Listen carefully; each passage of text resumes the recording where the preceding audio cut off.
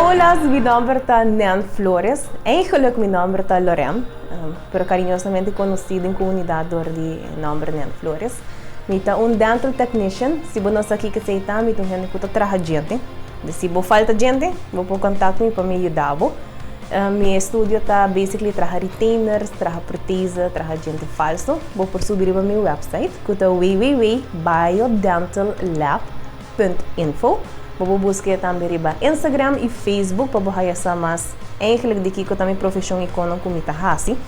Me tá co-host de morning show, dus me dia tá startup com morning show, seguir depois para me trabalho.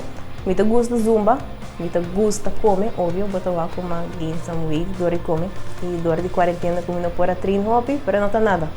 Só espera de baixo peso back e me tá dog mom. Mas começar no mundo de rádio na idade young, me tanta, me depois de tanto tá tinha programa na minha FM. Tempo que tá na São Nicolás, pumpulun chilintão, nanto caminho com massinha, com papap na rádio, que eu botem cobiça, que eu tá holding, articulação, hobby importante, pronunciação de certa palavra, não? E depois eu sei, na hora que eu vira teenager, eu forma parte de programação de juventude na Galáctica by guia de tante Elsa Cruzendijk. Kami tayo masing hobby. May dating 2 seksyon. Actually, ito yung local ko ta faramula e horoscope. Believe it or not. E depois eu sei, mabisi de po. Ora ko mabim back Aruba, forma parte de agrupação Provoke. Kami na po, conjuntamente com Julissa Arns Rovers. Ela começou seu programa na Power FM, Aruba de domingo, Sunday Funday.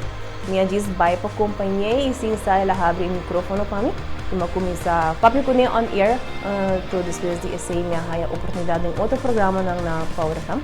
Mabay arriba de horário de meio-dia e riba de bierno.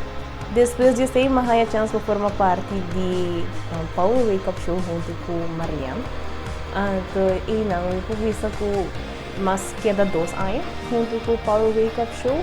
Depois de Marianne e nós decidimos que chega a hora para nós por tomar nossa carreira de outra maneira, nos dedicar mais tempo na local da nossa carreira, e Mariana tem outros planos, não?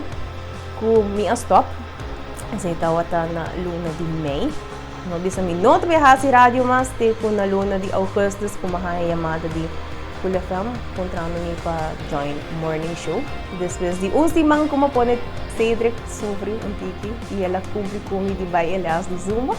Eu vou ver felizmente o work na miti ano com morning show. Well, todas não quer abrir uma companhia, nunca dúvida de mês. Sempre quer que você por lograr algo, se você quer que placa tem issue, se você quer tempo tem issue, nada na vida aqui não tem obstáculo se você quer de mês.